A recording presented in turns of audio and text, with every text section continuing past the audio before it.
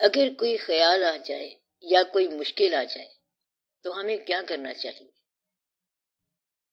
جب آپ کے اندر نیک خیال قائم ہو جائے تو پھر آپ سوچا نہ کرو، نیکی کا خیال ذہن میں آئے تو اسے فوراً ہی عمل میں لاؤ، اور بدی ذہن میں آ رہی ہے تو آخری دم تک سوچتے جاؤ حتیٰ کہ وہ نہ کرنی پڑے۔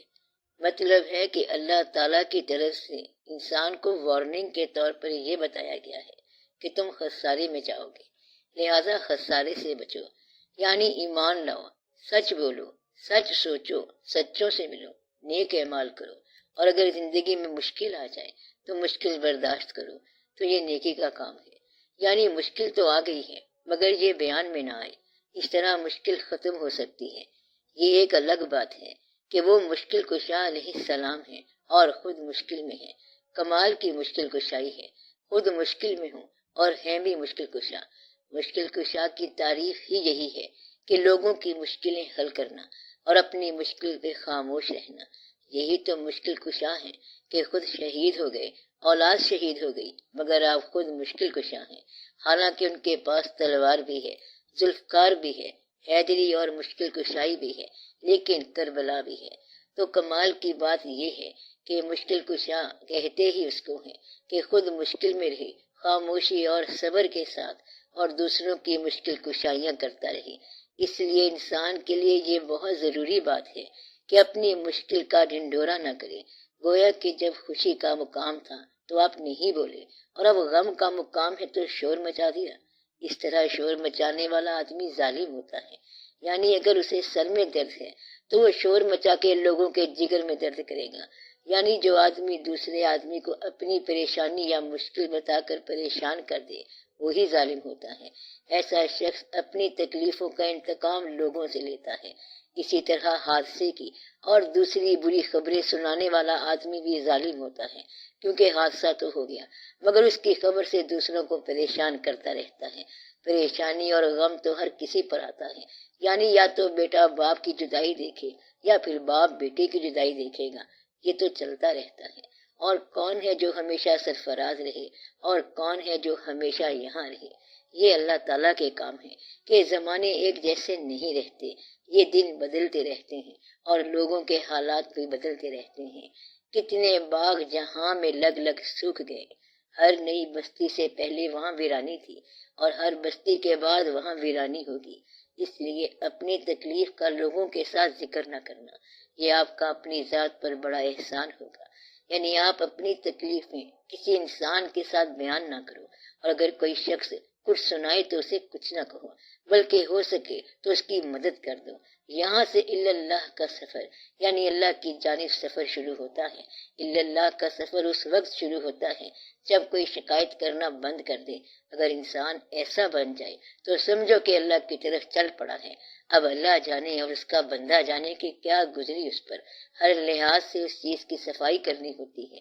یہ اللہ کا سفر ہے اور اللہ ساتھ ہے۔ اس لیے اللہ کے سفر میں پہلی بات یہ ہے گلہ نہ کرنا، تقاضا نہ کرنا، شور نہ مچانا، اور اپنی تکلیف پر لوگوں کو گواہ بنانے کی کوئی ضرورت نہیں ہے۔ خاموش بیٹھے رہو، اللہ جانے اور تم جانو۔ آپ خاموشی سے چلتے چلے جاؤ۔ اگر آپ سچے ہو تو سچ کا راستہ عین تاریکیوں کے اندر بھی مل سکتا ہے، عین اندھیروں میں مل سکتا ہے، حالانکہ یہ روشنی کا راستہ ہے۔ تو یہ روشنی کا کام ہے کہ وہ جہاں سے مرضی گزرے۔ اس لیے سچا آدمی جہاں سے گزرے وہ سچا آدمی ہوگا، پہاڑ سے گزرے، دریا سے گزرے یا پھر سمندر سے گزرے، سچ سچ ہے۔ آپ کو سچا ہونا چاہیے۔ راستہ سچا نہیں ہوتا بلکہ مسافر سچے ہوتے ہیں۔ جس طرح آپ کہتے ہو کہ پاکستان پاک ہے تو پاک تم نے ہونا ہے، نہ کہ زمین پاک ہوتی ہے۔ یعنی پاکستان آپ نے بنایا تھا، اب پاک آپ نے ہونا تھا، نیت کے حساب سے، عمل کے حساب سے، خیال کے حساب سے، بھائی کی مدد کے حساب سے، اور اپنے دوسرے واقعات کے حساب سے۔ اور آپ لوگ ہو کہ آپ وہی کے وہی ہو۔ پاکستان کی بھی قدر کرو اور آپ اپنے دل کی بھی قدر کرو، اور اللہ سے روگردانی نہیں ہونی چاہیے۔ اللہ سے دوستی کا کیا طریقہ ہے؟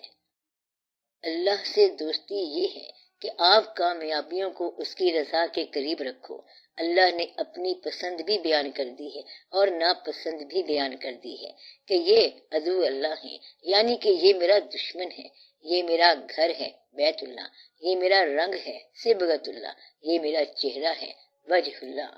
راز سارے اس نے بتا دیے ہیں۔ اب آپ اپنی زندگی کو اس کے قریب رکھو اور اسی فارمولے کے مطابق چلو۔ اب اگر آپ اپنی زندگی اس کے اندر رکھو گے تو آپ کو مسئلہ سمجھ آ جائے گا۔ آپ کے خیال میں جو لوگ اللہ کے مقرب ہو کر گزرے ہیں ان کی زندگی کو نمونہ بنا لو۔ اللہ سے دوستی کرنی ہے تو اس کے دوستوں سے دوستی کر لو۔ اس کے دیکھنے والے کو دیکھو تو سمجھو کہ وہ دیکھا گیا۔ دوستی کا آسان طریقہ یہ ہے کہ آپ ان لوگوں سے ملو جو اللہ کے دوست ہیں۔ یہ نہ ہو کہ عبادت برق کی کرتا ہوں اور افسوس حاصل کا، کہ ہمارے پاس زندگی گزارنے کا طریقہ ویسٹ سے آیا ہوا ہو اور عاقبت ہم ایسٹ کی ڈھونڈ رہے ہوں۔ اس لیے یہ بات کہنا ضروری ہے، یا پھر یہ کہو کہ یا اللہ ہمیں یہاں کی کامیابی دے دے، آگے کی ناکامی دیکھا جائے گا، کیونکہ ہمیں پرواہ نہیں ہے۔ میرا خیال ہے کوئی بھی یہ کہنا افورڈ نہیں کر سکتا۔ ابھی آپ راستے میں ہو اور سوچ رہے ہو کہ یہاں ہنسائی نہ ہو جائے اور آگے جو ہوگا وہ دیکھا جائے گا۔ جس طرح آپ عاقبت میں اور آخرت میں ہونا چاہتے ہیں وہ یہاں ہو جائیں۔ آپ کی عاقبت کن لوگوں کے ساتھ ہونی چاہیے، ان لوگوں کے ساتھ یہاں بھی رہو۔ اس کا ساتھ ہرگز نہ دو آپ کے خیال میں جس کی عاقبت خراب ہے۔ اس طرح اللہ سے دوستی شروع ہو جائے گی۔